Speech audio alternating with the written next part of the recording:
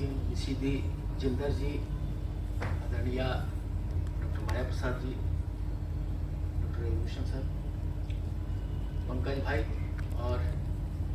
सामने जितने भी बैठे हुए हैं, खास करके ये खुशी की बात है कि युवा चेहरे ज़्यादा नज़र आ रहे हैं और हम सब प्रवचनकर्ता की भूमिका में प्रेमचंद जयंती के अवसर पर इधर हैं, इसलिए इस मौके पर आप सबका हार्दिक अभिनंदन है प्रगतिशील लेखक संघ की ओर से। विशेषकर जब प्रेमचंद जयंती की बात हो तो इससे प्रेमचंद की लोकप्रियता का भी पता चलता है और उनकी ज़रूरत का भी पता चलता है कि हमारे आज के युवा विद्यार्थी जो प्रेमचंद से जिनका इतना लगाव है कि आज 2 दिनों के बाद 31 जुलाई को उनका जन्मदिवस होता है, लेकिन ये जानते हैं हम सब कि 31 जुलाई हर जगह मतलब लोग जुटते ही हैं, तो लगा कि थोड़ा सा आगे या पीछे कर लें, तो हम लोग थोड़ा लगा कि पीछे ही चलें तो ज़्यादा अच्छा होगा। और फिर प्रज्ञा जी ने इस दिशा में सोचने का काम किया और आज फिर हम सब इकट्ठा हुए हैं। अब ये है कि भाई बेटा क्या बिगाड़ की डर से ईमान की बात न कहोगे, तो वो जिस समाज में रहते हैं उस समाज के मूल्यों को और उसके रुझानों को जिस रूप में चित्रित करते हैं उसको यदि देखें, प्रेमचंद भारतीय समाज को देखना जहां से शुरू करते हैं तो देशभक्ति से शुरू करते हैं और उस देशभक्ति को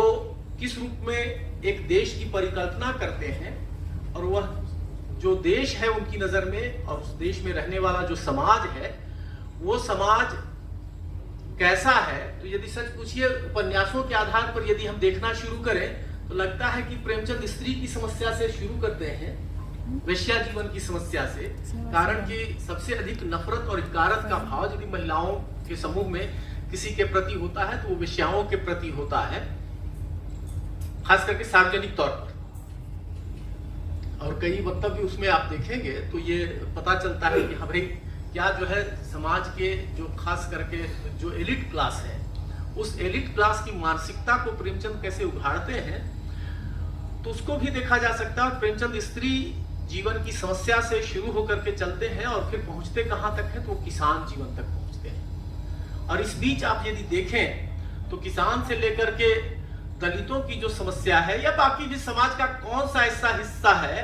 जहां नहीं कर सकते हैं। यदि एक शिकायत करना चाहें हम लोग आज के समय में, कारण कि प्रेमचंद 1936 में चले गए, अब सच पूछिए तो 90 साल लगभग उनके गए हुए भी होने वाले हैं, तो इतने सालों में एक शिकायत जो उभरती है उनको लेकर के कि भाई प्रेमचंद ने आदिवासी समाज पर नहीं लिखा।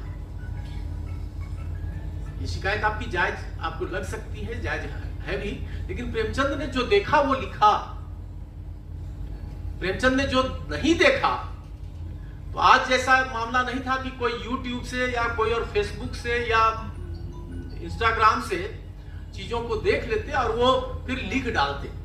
प्रेमचंद यदि ऐसा करते तब शायद वो विश्वसनीयता नहीं आती, और यदि आपके लेखन में, आपके साहित्य में, आपकी रचना में वो विश्वसनीयता यदि न हो तब फिर आपका लेखन निरर्थक होता है बजाय कि सार्थकता प्राप्त करने के। और तब फिर वैसी दशा में हम आप जैसे लोग जो आज यहाँ इकट्ठा हैं प्रेमचंद को याद करने के लिए, यदि वो अपील नहीं होती, वो विश्वसनीयता नहीं होती, तो फिर यहाँ हमारे आपके होने की गुंजाइश भी नहीं बन पाती। दूसरे एक बात यह भी कह सकते हैं कि प्रेमचंद की नजरों से जो कुछ ओझल रह गया, जो कुछ छूट गया, वो यदि छूटा तो आप ये जानिए, इस लिहाज से जाने कि प्रेमचंद कोई डिपार्टमेंटल स्टोर भी नहीं थे, जो बड़ा स्मार्ट पॉइंट और वो रिलायंस स्मार्ट इस सब टाइप का चीज, या वो अब जो बड़े बड़े मॉल जो बन रहे हैं, तो मॉल जैसी स्थिति भी नहीं थी कि जहां हर ब्रांड की शर्ट मिले, पैंट मिले, जूता मिले, बाकी एवरीथिंग सारी वस्तुएं यदि मिल जाएं, तो ऐसी स्थिति नहीं थी। हर किसी की एक सीमा होती है और उन सीमाओं के मद्देनजर यदि हम प्रेमचंद को देखेंगे तब प्रेमचंद के महत्व को हम समझ सकते हैं। और खास करके एक ऐसे दौर में कि जहां तिलिस्मी अय्यारी जैसी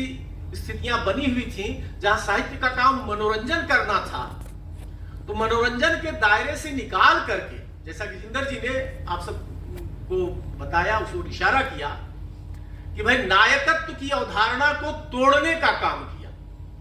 नायक के बारे में कि उच्चकुलोत्पन्नता जो थी उससे यदि निकाल करके लाते हैं प्रेमचंद कि भाई सामान्य व्यक्ति को, सूरदास जैसे एक अंधे अछूत को, वो सुमन जैसी वेश्या को, या और कई विधवा समस्या को, जिन तरह की चीजों को समाज के जिस हिस्से को वो देखते हैं, पकड़ने की कोशिश करते हैं, वो लगता आज है कि भाई कहीं न कहीं उसके अवशेष उन समस्याओं के आज भी आप देख रहे होंगे। जिस छूत अछूत की समस्या की बात हम सब करते हैं, प्रेमचंद के दौर में वो कितना विभत्स रहा होगा, ये उनकी कहानियों से तो पता चलता ही है। खास करके आप जब 21वीं शताब्दी में हैं, तब भी देखिए कि कोई हाशिए के समाज का व्यक्ति, और खास करके यदि वो दलित समाज से हो, तो फिर उसके साथ क्या हम व्यवहार करते हैं। यदि वो मुख्यमंत्री रहने के बाद भी किसी मंदिर में चला जाता है और तब मंदिर को फिर से धोया जाता है कि भाई अशुद्ध हो जा रहा है वो, हम ये कल्पना कर सकते हैं कि 1936 के पहले या 1936 के बाद तक भी ऐसी स्थितियां रही हैं, लेकिन उस दौर में क्या रहा होगा कि तब वो अंबेडकर के नेतृत्व में आंदोलन चल रहा था, वो चौधार तालाब वाली की पानी वहां से दलितों को पीने नहीं दिया जा रहा था, या उसके लिए आंदोलन चला रहे थे, और वो सारे काम जब प्रेमचंद कर रहे थे, उन चीजों को देख रहे थे और वो रच रहे थे। देख करके चुपचाप रह जाना और फिर उसको एक चलताऊ अंदाज में कर देना। और यही बात है कि प्रेमचंद यदि दलितों की संवेदना के साथ खुद की संवेदना को जोड़ लेते हैं, तब जो एक मुश्किल पैदा होती है उनके सामने, वो होती है उनके समकालीनों के द्वारा खड़ी की गई होती है। और यहां घोषणा यह की जाती है कि प्रेमचंद जो है वो घृणा के प्रचारक हैं। बजाबता लिखा जाता है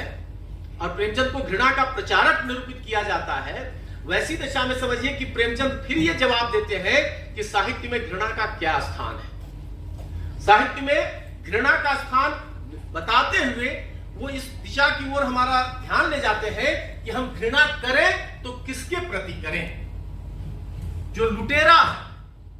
जो शोषण में लगा हुआ है, यदि हम उसके प्रति घृणा का भाव नहीं लाए, तो फिर जो हाशिए का समाज है, वो समाज जिसको आपने सदियों से अछूत और दलित बना करके रखा हुआ है,